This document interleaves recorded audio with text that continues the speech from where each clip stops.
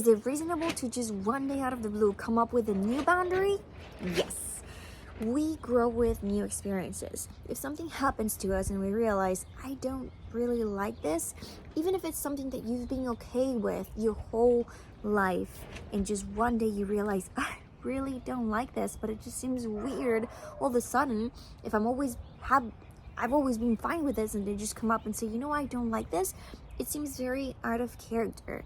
And in fact, a lot of people will tell you, this is not you. You used to even laugh with us. You used to be even fine with it, even participate. But then you realize, I never liked you, and I played along, and I don't want to be that person anymore. That doesn't fit me anymore. I don't want that. So please don't do this to me. Now, that is a negative request. That's saying, please stop doing this. And it is more effective when we turn it into a positive request. So if the situation happened, would you please do this? I'd appreciate it a lot more. So that's a positive request, asking them for what you want instead of what you don't want. In some circumstances, it's a lot harder to come up with a positive request, and it's still very, very assertive to say, we call it the DESO model. So you first describe the situation. Of course, all of this is done non-aggressively, which we've talked in different videos. What is aggressive communication? So it's describe the situation as concise and specific as possible, as if a third viewer was explaining what was happening.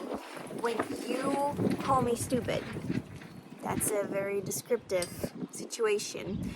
Then you express your emotions. Now here, your emotions, your feelings, you express your feelings.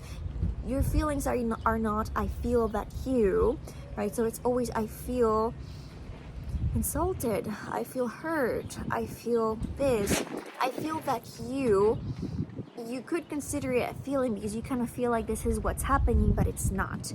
That is an impression, the impression that you have of the situation. So it's different. That's why it's an I statements. So that is expressing your feelings. So this is a specific request. Would you mind avoiding that? So this is a negative request. Would you mind avoiding that? And this one is a little harder to turn into positive.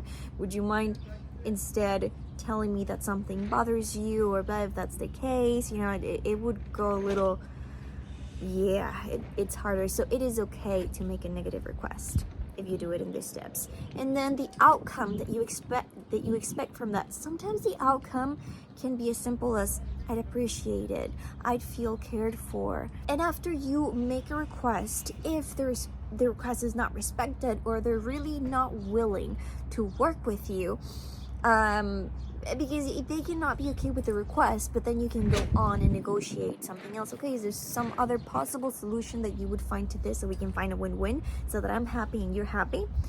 If that is not possible, then we could default for a compromise. Okay, well, maybe if we need to keep this going on, this relationship, and we need to get along, then I'm willing to give this, and what are you going to give so we can be okay? In a manner that you are actually satisfied, that you're actually not going to build feelings of resentment. Because again, this whole exercise is for you to find situations that you have more positive interactions in your life. This is all it is about, being aware of your feelings. Now, if this doesn't work, then you can set your boundaries. You really have to be aware and talk to yourself and be honest about how much you're willing to compromise, and that be okay with you, and you wouldn't build resentment. And again, if you think that a compromise is okay, and later on you realize that it's not okay, you're actually not happy with that decision, you have the right to change your mind and bring it up again and say, you know what, I'm actually not happy with this decision, can we negotiate further? And if they're really not willing to negotiate, and that's their limit, and they don't want to, as well as you don't want to, you've reached your limit, then it's okay to respect their decisions. It's not as they should, all these thoughts are not going to bring any, it's not constructive. So respect their decision, and that's when you have to honor your boundary. If you haven't expressed your boundary, that's a different issue. It would be best to express it assertively and say, I'm very uncomfortable with this situation, and you can do you. I just don't like this of myself for my life. So if this is done, I think I'll just step away. And so that's setting the boundary. So they are aware. In some situations, it's not necessary that they are aware, but in most cases, it is recommended to exercise assertiveness and to let them know. So maybe they realize how serious you are about the situation. And again, you don't have to be aggressive. You can do it just assertively.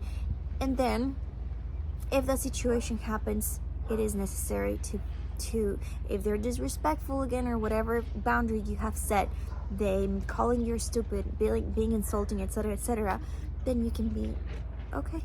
That's your choice, and I'll respect my choice. Excuse me. And that is setting an assertive boundary and following up, even if it's a new thing that you're totally not used to, new boundary, something that you've been okay with before. It is okay. And that's how you start building a whole new life that's more satisfying for you. I hope this helps. Please like, comment, let me know your thoughts, and hit the bell for more videos. They're gonna be coming on more often.